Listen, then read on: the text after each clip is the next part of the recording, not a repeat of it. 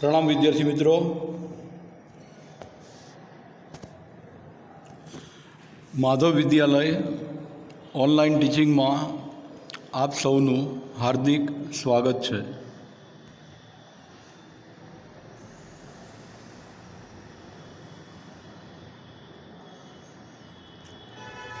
दरेक विद्यार्थी मित्र ने गुड मॉर्निंग।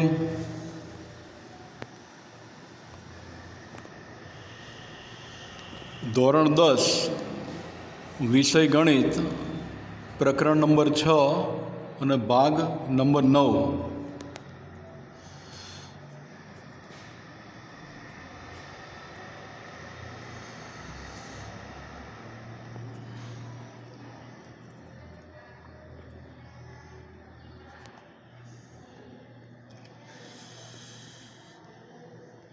मित्रों, आज आपणे કેટલાક દાખલા છે એનો અભ્યાસ કરીશું।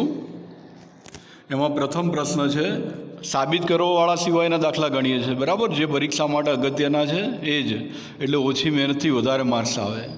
તો પહેલો પ્રશ્ન છે, એક નિસરણી દિવાલને અઢેલીને એટલે અડકીને એવી રીતે ગોઠવી છે કે જેથી તેનો નીચેનો છેડો દિવાલથી 2.5 મીટર दूर रहे અને તેનો ઉપરનો છેડો જમીનથી 6 મીટર ઊંચે એક બારીને અડકે તો નિસરણીની લંબાઈ શોધો। વિદ્યાર્થી મિત્રો, ખાસ ધ્યાન રાખવાનું કે રકમ આપણે કમ્પ્લીટ ધ્યાનથી વાંચવાની, એટલે ભૂલ ના પડે, બરાબર, પૂરેપૂરા માર્ક આપણને મળે। એટલે ફરી ધ્યાન આપીએ છીએ।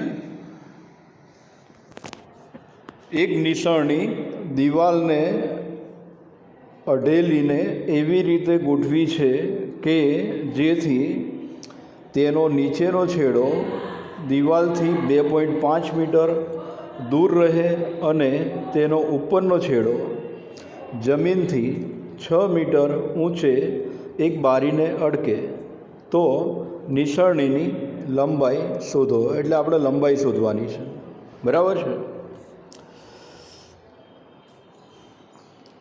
તો આપણે ધારી લઈએ છીએ, જવાબ તરફ જઈએ છીએ કે ધારો કે એ બી નિસરણી છે અને સી એ દિવાલ છે તથા એ બારી છે। એના માટે આપણે આકૃતિ તરફ ધ્યાન કરી દઈશું, બરાબર। આકૃતિ પહેલાં દોરી દેવાની। આ આકૃતિ છે, બરાબર છે।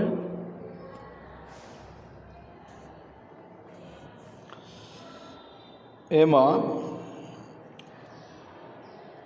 આ એ બી છે એ નિસરણી છે, ત્રાસી છે એ, પછી ઊભી લાઈન છે એ દિવાલ છે, બરાબર, અને નીચેનો છેડો દિવાલથી 2.5 મીટર દૂર છે।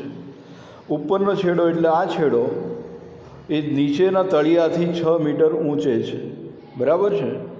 એટલે આપણે જે શરૂઆતમાં લખ્યું કે એ બી નિસરણી છે અને સી એ દિવાલ છે તથા એ બારી છે, બરાબર। એટલે બરાબર ધ્યાન આપીએ તો આ થઈ ગયું બારીનું સ્થાન, બરાબર। આ થઈ ગઈ નિસરણી અને આ બાજુ છે એ દિવાલ છે અને દિવાલથી 2.5 મીટર દૂર નિસરણીનો નીચેનો છેડો છે। આટલું આપણે બરાબર સમજી લેવાનું।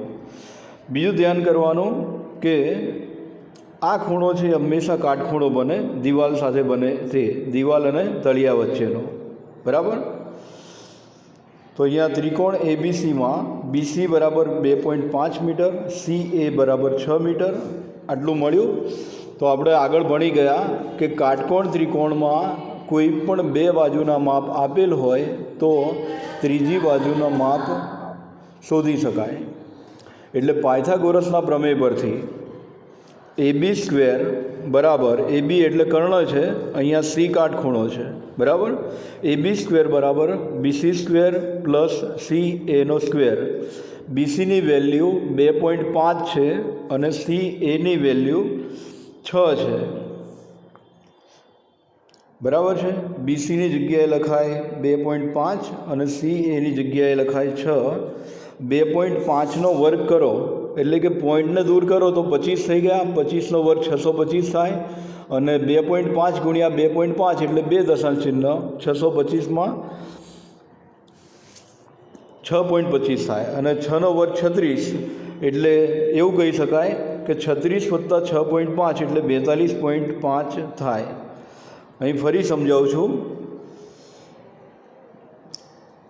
આ 2.5નો વર્ગ તમે કરો તો એ વર્ગ મળે 6.25, બરાબર, અને 6નો વર્ગ કરો તો 6નો વર્ગ થઈ જશે 36.00. આ બંનેનું ટોટલ કરો એટલે 42.25 મળે, જે અહીંયા આપણે લખેલું છે, બરાબર છે. હવે આગળ, હવે AB² બરાબર 42.5 છે. એબીનું વર્ગમૂળ લઈએ તો ખાલી AB થાય, અને 42.5નું વર્ગમૂળ લઈએ તો 6.5 થાય, બરાબર. એટલે કે 6.5નો વર્ગ થાય 42.25. તો એટલે AB આપણને મળી ગયું. AB છે નિસરણી, એટલે નિસરણીની લંબાઈ 6.5 મીટર છે એવું કહી શકાય. એટલે જે જવાબ હતો એ મળી ગયો. દાખલો અહીં પૂરો થયો. લગભગ 2 કે 3 માર્કમાં પૂછાય છે, બરાબર છે. હવે પછીનો દાખલો.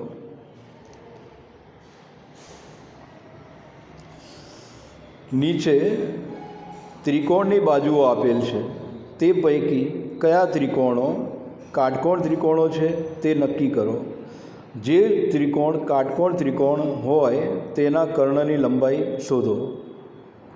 તો પહેલું તો આપણે નક્કી કરવાનું છે કાટકોણ ત્રિકોણ છે કે નહીં. જો હોય તો જે 3 બાજુ આપી છે એમાંથી એની કર્ણની લંબાઈ કઈ છે તે આપણે શોધી નાખવાનું. જનરલી આગળ શીખવાડેલું છે કે કાટકોણ ત્રિકોણ હોય તો એમાં સૌથી મોટી બાજુનું માપ છે એ જ કર્ણ હોય, બરાબર. એટલે 4 રકમ અહીંયા આપેલી છે, અને આ જે પ્રશ્ન છે સ્વાધ્યાય 6.5નો પહેલો પ્રશ્ન છે, બરાબર. તો બરાબર ધ્યાન આપીશું.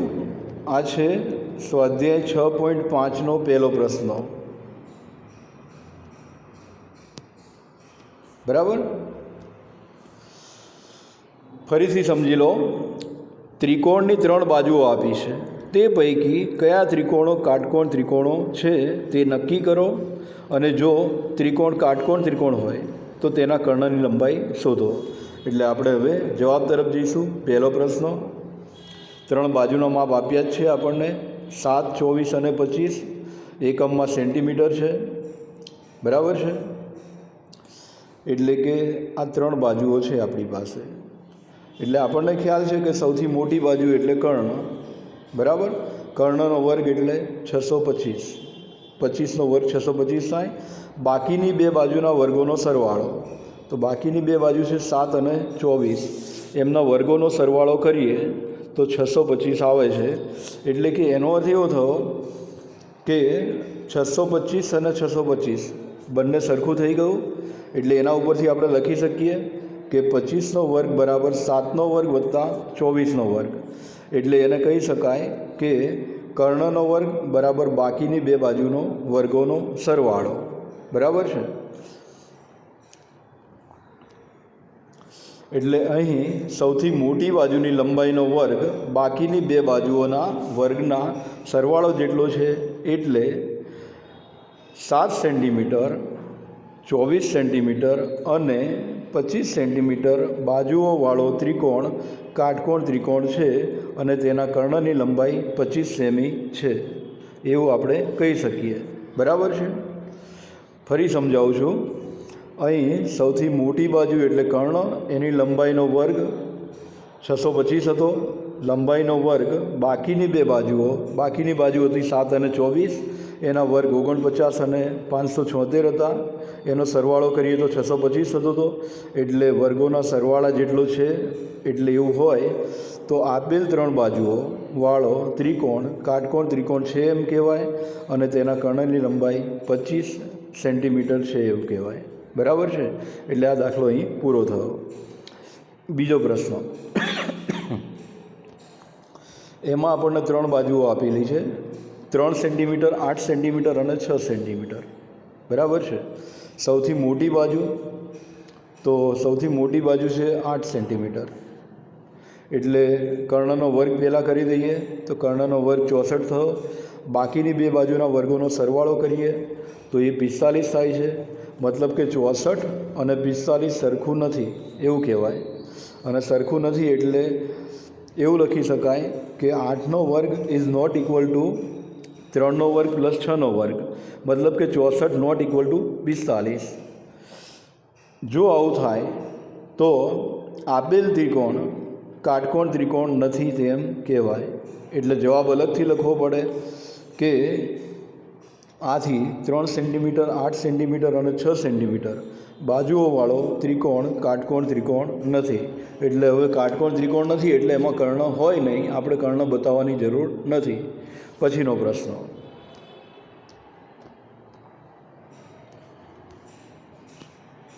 ત્રીજો નંબર. મિત્રો બરાબર ધ્યાન આપીશું. અહીંયા પણ 3 માપ આપણને આપ્યા છે, 50 સેમી, 80 સેમી અને 100 સેમી. અહીંયા પણ ધ્યાન કરો તો સૌથી મોટી બાજુ છે 100, 100નો વર્ગ કરો એટલે 10,000 થાય. બાકીની બે બાજુના વર્ગોનો સરવાળો, તો બાકીની બાજુ છે 50 અને 80, 50નો વર્ગ 2500 થાય, 80નો વર્ગ 6400 થાય. બંનેનું ટોટલ કરો તો 8,900 થાય, જે 10,000 કરતાં 10,000 જેટલું નથી. એટલે કહી શકાય કે 100નો વર્ગ ઇઝ નોટ ઇક્વલ ટુ 50નો વર્ગ પ્લસ 80નો વર્ગ. અને જો આ પણ આગળના દાખલાની જેમ જ છેલ્લે જવાબ અલગથી લખી દેવાય કે આથી 50 સેમી, 80 સેમી અને 100 સેમી બાજુઓવાળો ત્રિકોણ કાટકોણ ત્રિકોણ નથી. એટલે આ પ્રશ્ન પણ અહીં પૂરો થયો. પ્રશ્ન નંબર 4, એમાં આપણને 3 બાજુઓ આપેલી છે, 13 સેમી, 12 સેમી અને 5 સેમી. બરાબર છે. દરેક પ્રશ્નની જેમ અહીંયા પણ સૌથી મોટી બાજુ લેવાની એ 13 છે, 13નો વર્ગ લેવાનો, 13નો વર્ગ 169 થાય. બાકીની બે બાજુના વર્ગનો સરવાળો લેવાનો, બાકીની બે બાજુ છે 12નો વર્ગ અને 5નો વર્ગ. બરાબર, 12 અને 5 છે, એનો ટોટલ કરો તો 169 થાય. અહીંયા ધ્યાન કરો તમે તો આ સરખું થઈ જાય છે, અને સરખું થઈ જાય એનો અર્થ એ કે મોટી બાજુનો વર્ગ બાકીની બે બાજુના વર્ગોના સરવાળા બરાબર છે. એટલે એના ઉપરથી આપણે લખી શકીએ કે 13નો વર્ગ ઇઝ ઇક્વલ ટુ 12નો વર્ગ પ્લસ 5નો વર્ગ. અને જો આવું હોય તો કહી શકાય કે અહીં સૌથી મોટી બાજુની લંબાઈનો વર્ગ બાકીની બે બાજુઓના વર્ગોના સરવાળા જેટલો છે. આથી 15 સેમી, 12 સેમી, 13 સેમી, 12 સેમી અને 5 સેમી બાજુઓવાળો ત્રિકોણ કાટકોણ ત્રિકોણ છે.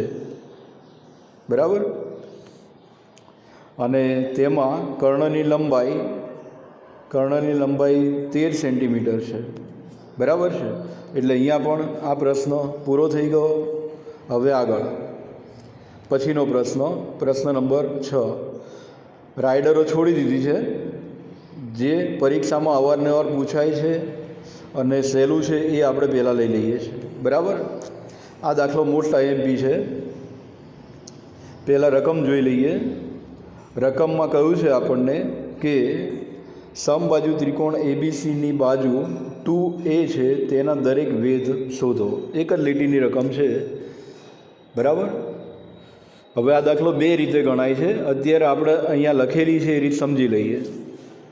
બરાબર. સમબાજુ ત્રિકોણ છે એટલે એની 3 બાજુઓ સરખી હોય અને 3 બાજુનું માપ 2A થાય. એટલે ત્રિકોણ એબીસીમાં AB બરાબર BC બરાબર CA બરાબર 2A. હવે એનો વેધ તો ધારી લઈએ છીએ કે વેધ AD છે. તેનો વેધ AD છે. ત્રિકોણ એબીસીનો વેધ AD છે. જો AD વેધ હોય તો ખૂણો ADB અને ખૂણો ADC કાટખૂણા થાય. બરાબર. એટલે 90 માપ.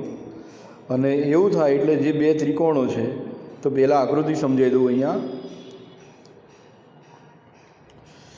અહીંયા બરાબર આકૃતિ સમજી લો તો આ ત્રિકોણ એબીસી છે એમાં એડી વેધ છે, તો અહીંયા આપણને બે ત્રિકોણ મળે છે, બરાબર. એક ત્રિકોણ આ અને બીજો ત્રિકોણ આ. પહેલો ત્રિકોણ છે એ ડી બી, ડાબી બાજુ દેખાય છે, અને બીજો ત્રિકોણ છે એ ડી સી, બરાબર. હવે આ બંનેની અંદર કઈ કઈ વસ્તુઓ સરખી છે એ આપણે ચેક કરવાનું, બરાબર છે. બંને ત્રિકોણને સરખાવવાના.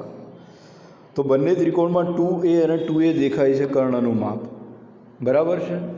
બંનેમાં એક એક કાટખૂણો પણ છે, એ પણ બરાબર છે, એટલે અહીંયા ધ્યાન આપીશું. ત્રિકોણ એડીબી અને ત્રિકોણ એડીસીમાં ખૂણો એડીબી બરાબર ખૂણો એડીસી, એ આકૃતિમાં બતાવી દઉં છું તમને. આ ખૂણો એડીબી કહેવાય, આ ખૂણો એડીસી કહેવાય. બંનેનું માપ એટલું જ છે. અને એબી બરાબર એસી, આ કર્ણનું માપ છે બંને ત્રિકોણમાં, અને એડી વચ્ચેની બાજુ છે જે બંને ત્રિકોણની સામાન્ય બાજુ છે, બરાબર. તો એનો અર્થ એવો થયો કે બે બાજુ અને બાજુની વચ્ચેનો ખૂણો, સોરી, એક કર્ણ, એક કાટખૂણો અને એક બાજુ એવી રીતે સમાન છે.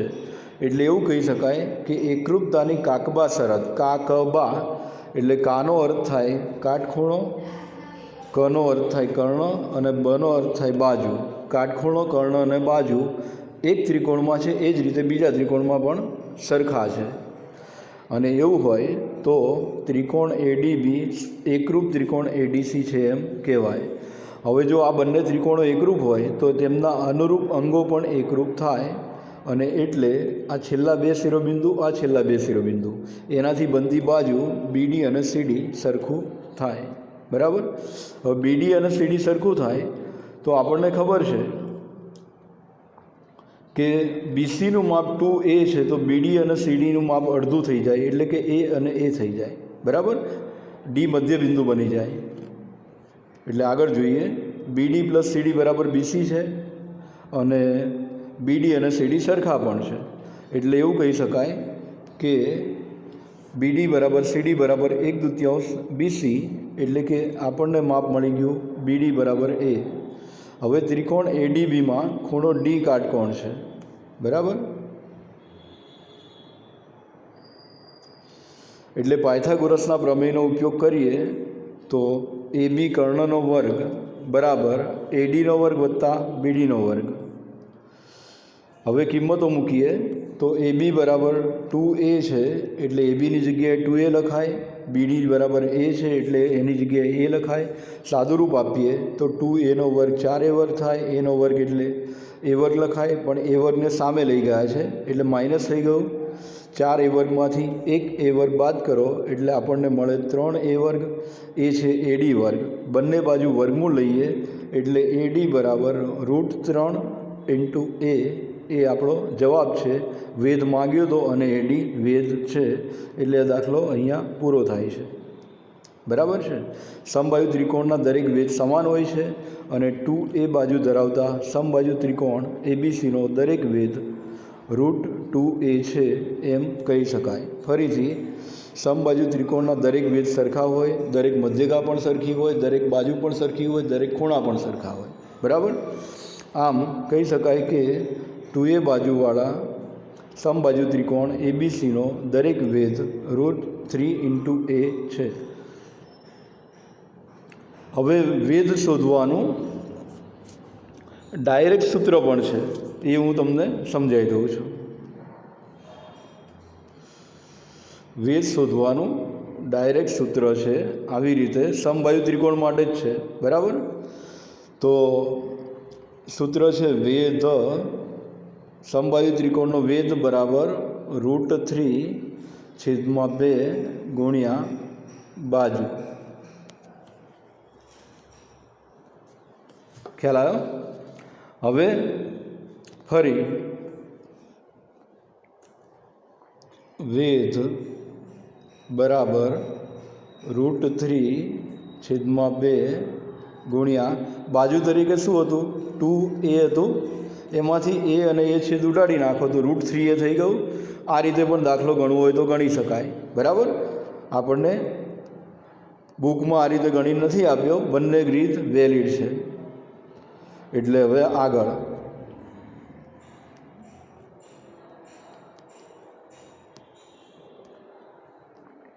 પછીનો પ્રશ્ન નંબર 9, 10 મીટર લાંબી એક નિસરણી જમીનથી 8 મીટર ઊંચે આવેલી એક બારીને અડકે છે. રકમ બરાબર ધ્યાનથી જોઈશું. 10 મીટર લાંબી એક નિસરણી જમીનથી 8 મીટર ઊંચે આવેલી એક બારીને અડકે છે. એટલે નિસરણી કર્ણ કહેવાય અને 8 મીટરની હાઇટ છે. નિસરણીના નીચેના છેડાનું દિવાલના તળિયેથી અંતર શોધો. બરાબર છે. તો પહેલાં આપણે આના ઉપરથી આકૃતિ બનાવવી પડે. એટલે આપણે આકૃતિ પાછળ છે એ પહેલાં સમજી લઈએ. બરાબર. તો અહીંયા બરાબર ધ્યાન આપો તમે તો ખબર પડે કે આ દિવાલ છે એ છે બારીનું સ્થાન છે, એસી નિસરણી છે અને આપણે શોધવાનું છે બીસી.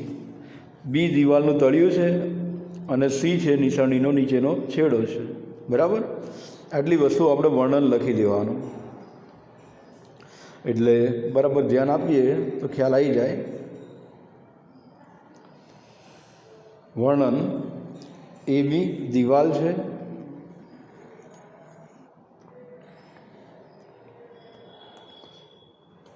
એ બારીનું સ્થાન છે, એસી નિસરણી છે, નિસરણીની લંબાઈ 10 મીટર છે, એ બી દિવાલ છે, ત્યાં આગળ બારી સુધીનું હાઇટ છે 8 મીટર છે અને બી ખૂણો કાટખૂણો છે એમ કહેવાય.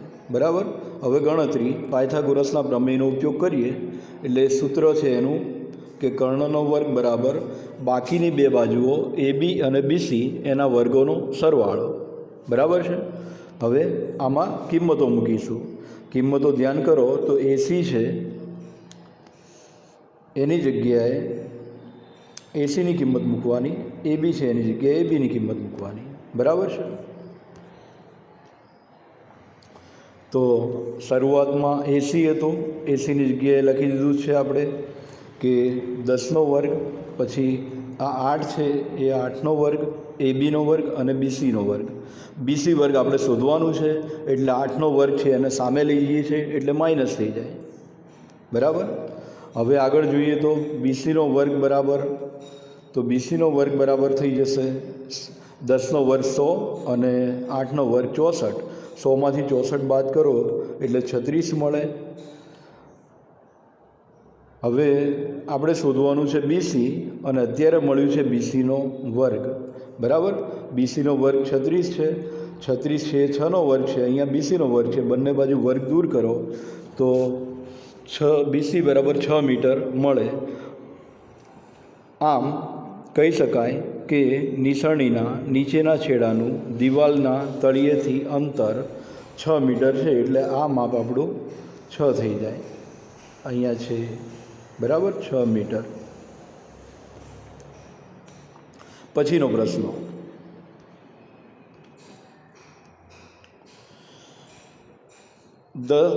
10મો પ્રશ્ન: 18 મીટર ઊંચા શિરોલંબ થાંભલાના ઉપરના છેડાથી 24 મીટર, ફરીથી 18 મીટર ઊંચા શિરોલંબ એટલે બરાબર સીધો, ત્રાસો ના હોય એવો થાંભલો, થાંભલાના ઉપરના છેડાથી 24 મીટર લાંબા તારનો એક છેડો જોડાયેલો છે. તે તારનો બીજો છેડો એક ખિલ્લા સાથે બાંધેલો છે. બરાબર. થાંભલાના આધારથી કેટલા અંતરે ખિલ્લો લગાડવામાં આવે તો તાર તંગ રહે? તંગનો અર્થ થાય ટાઈટ, કડક. બરાબર. ઢીલો ના રહે તેવો, ખેંચીને તાર બાંધેલો હોય એવો. જવાબ તરફ એ પહેલાં આકૃતિ સમજી લો. એ બી છે શિરોલંબ થાંભલો છે. બરાબર. એમાં એ છે થાંભલાની ટોચ છે અને બી થાંભલાનું તળિયું કહેવાય અને સી છે એ ખીલાનું સ્થાન છે. બીસી શોધીએ એટલે આપણો જવાબ આવી ગયો, હમણાંના દાખલા જેવું જ છે. બરાબર. તો જવાબ તરફ ધ્યાન આપીશું. અહીં એ બી 18 મીટર ઊંચો થાંભલો છે જેના ઉપરના છેડા એથી 24 મીટર લાંબો તાર એસીનો એક છેડો જોડાયેલ છે. એટલે એવું કહી શકાય કે આ એસી તાર છે, એ બી થાંભલો છે, બી થાંભલાનું તળિયું છે, એ થાંભલાની ટોચ છે, બરાબર. હવે તારનો બીજો છેડો સી એ કિલ્લા સાથે જોડાયેલો છે, એટલે અહીંયા કિલ્લો લગાવેલો છે જમીન ઉપર, બરાબર. હવે કિંમતો, તો એસીનું માપ છે 24 મીટર, એબીનું માપ છે 18 મીટર. ત્રિકોણ એબીસીમાં ખૂણો બી કાટખૂણો કહેવાય, આ ખૂણો બી છે 90 માપનો છે, બરાબર. એટલે પાયથાગોરસના પ્રમેય પ્રમાણે એવું કહી શકાય કે એસી વર્ગ, એસી એટલે કર્ણનો વર્ગ, બરાબર એબી વર્ગ વત્તા બીસી વર્ગ. કિંમતો મૂકી દઈએ એસી અને એબીની. એસીની જગ્યાએ 24, એબીની જગ્યાએ 18. 24નો વર્ગ થાય 576 અને 18નો વર્ગ થાય 324. બીસી શોધવાનું છે, એટલે બીસીનો વર્ગ બરાબર 24નો વર્ગ માઇનસ 18નો વર્ગ, બરાબર. એટલે 576 માઇનસ 324 મળે. હવે બાદબાકી કરીએ તો 576માંથી 324 બાદ કરો એટલે આવે 252, બરાબર છે. હવે 252 છે, કોઈ સંખ્યાનો વર્ગ નથી, મતલબ કે પૂર્ણ વર્ગ સંખ્યા નથી, એટલે એના આપણે અવયવ પાડવા પડે અને અવયવમાંથી પૂર્ણ વર્ગ સંખ્યા અલગ કરવાની. તો અહીંયા આપણને દેખાય છે કે એના અવયવ પાડ્યા છે, તો 4 × 9 × 7, બરાબર. અહીંયા આગળ ધ્યાન કરો તો 4 × 9 × 7 કરો એટલે 252 આવે. હવે બીસી શોધવાનું, એટલે અહીંયા બીસી વર્ગનું વર્ગમૂળ લીધું, એટલે બીસી તો બધાય પદનું વર્ગમૂળ લેવાનું, એટલે 4નું વર્ગમૂળ થાય 2, 9નું વર્ગમૂળ 3 અને 7નું વર્ગમૂળ ના નીકળે એટલે એને √7 લખાય, બરાબર. એટલે હવે આગળ 2 × 3 છે એ 6 થઈ જાય, તો 6 √7, એટલે કે બીસી બરાબર 6 √7 મીટર જવાબ. એટલે કહી શકાય કે થાંભલાના આધારથી, આધાર એટલે નીચે બી છેડો, થાંભલાના આધારથી 6 √7 મીટર અંતરે કિલ્લો લગાડવામાં આવે તો તાર તંગ રહે. એણે રકમમાં લખ્યું છે એવી જ ભાષા વાપરવાની. એણે તંગ રહે કહ્યું તો તંગ રહે, કડક રહે કહ્યું હોય તો કડક રહે લખવાનું, બરાબર. હવે આગળ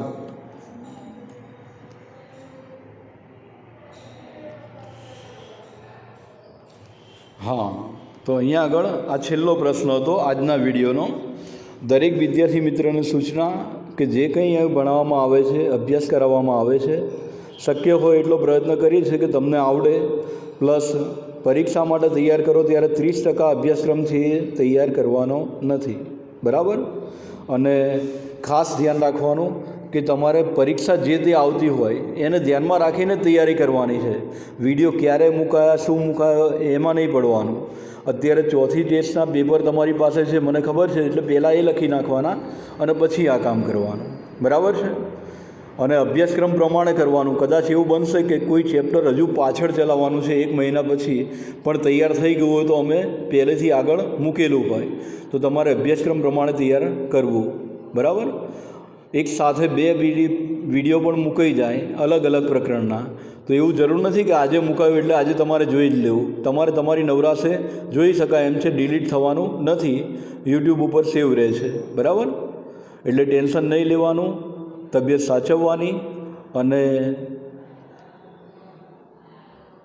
શક્ય હોય એટલો અભ્યાસમાં સારું રિઝલ્ટ આવે એનો પ્રયત્ન કરવાનો, બરાબર છે. બીજા વિડીયોમાં મળીએ, ત્યાં સુધી પ્રણામ. અસ્તુ.